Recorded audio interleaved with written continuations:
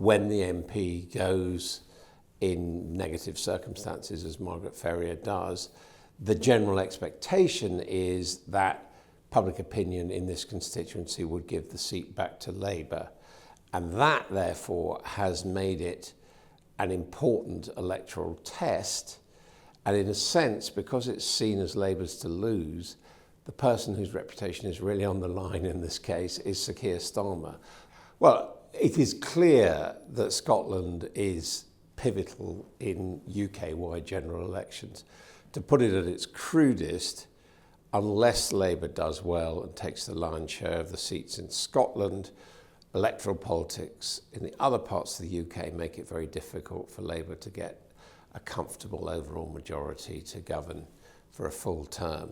So we should follow what's going on in Scotland closely because it has a big knock-on effect to the formation of national governments at the next general election, which of course is now pretty much a year or so away. The basic reason why she's been forced to step down is that the law was changed following the MP's expenses scandal so that there was a procedure to make it easier to get rid of a sitting MP. And the procedure basically meant that if someone was either done for their expenses or censured by the House of Commons for other reasons, suspended for more than a 10-day period, there would then automatically be a petition set up in their constituency, and if 10% of the electorate voted for recall would take place and there'd be a by-election. Technically, the MP who was unseated does have the right to stand again in that by-election, although it's not expected that Margaret Ferrier will do so. More particularly in her case, she violated COVID rules. She travelled up and down to Scotland, her base, after she knew that she had COVID, and at the time that was against lockdown rules. Once that was exposed, she had the whip withdrawn by the Scottish National Party. She was expelled from the party effectively, and then MPs conducted an inquiry of contempt of Parliament, and they decided that on the basis of that behaviour, she should be suspended for 30 days. That then triggered this by-election process. Now, it's a new process in British politics. We've had one each in Northern Ireland, England, Wales and Scotland now. And in the England and Welsh case, it did actually result in the MP being got rid of. In the case of Northern Ireland, that was Ian Paisley Jr. going on holiday, and it didn't hit the threshold. Right, Rutherglen and West Hamilton, as it's called on the outskirts of Glasgow, is basically a marginal, and in recent times it's been a marginal between Labour and the SNP. Margaret Ferrier actually won the seat in 2015, she lost it in 2017, won it back in 2019, and of course that period has coincided with the rise of the Scottish National Party in elections.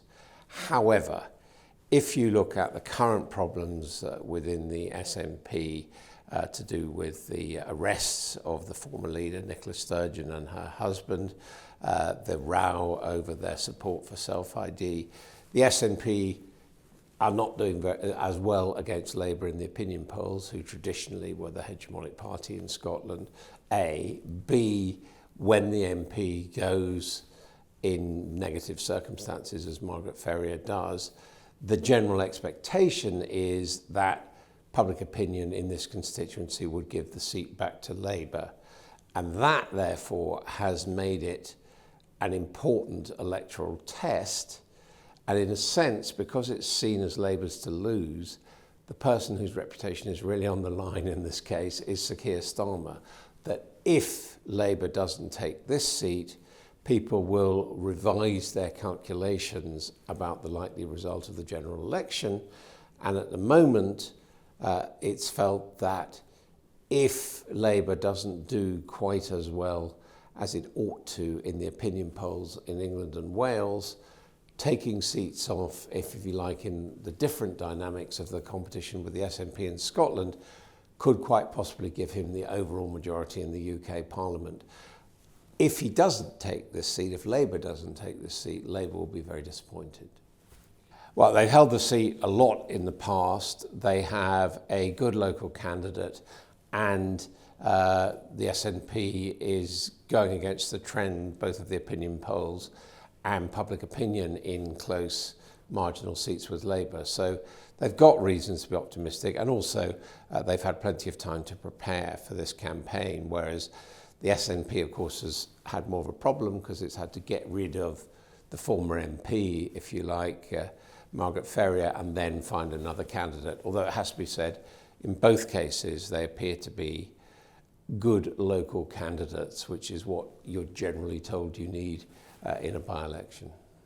Well, the SNP have made it clear they're going to try and campaign on the cost of living. Their argument is going to be that the real problems people are having paying for their lives at the moment are the product of the Westminster government, and effectively they're going to say that the Labour Party are Tweedledum and Tweedledee with the Conservatives.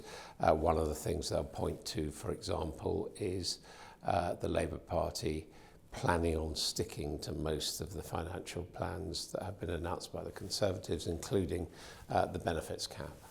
Labour, I think, conversely, will try and concentrate, whereas the SNP is criticising the government in Westminster, Labour will attack the government in Holyrood. They will argue that not only is the SNP government in a lot of trouble to do with these allegations, basically, of corruption over the use of party funds, but they will also say that education, health, job creation in Scotland is faring badly, and that is the fault of the SNP, who've now been in power in Scotland for a very long time, actually longer in Holyrood than the Tories have been in Westminster. I think the Tories are bystanders here.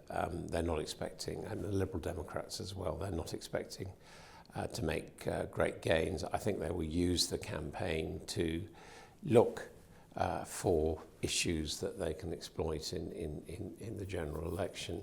But for them, you know, probably secretly they'll be hoping that the SNP win this seat precisely because that would discomfort Keir Starmer.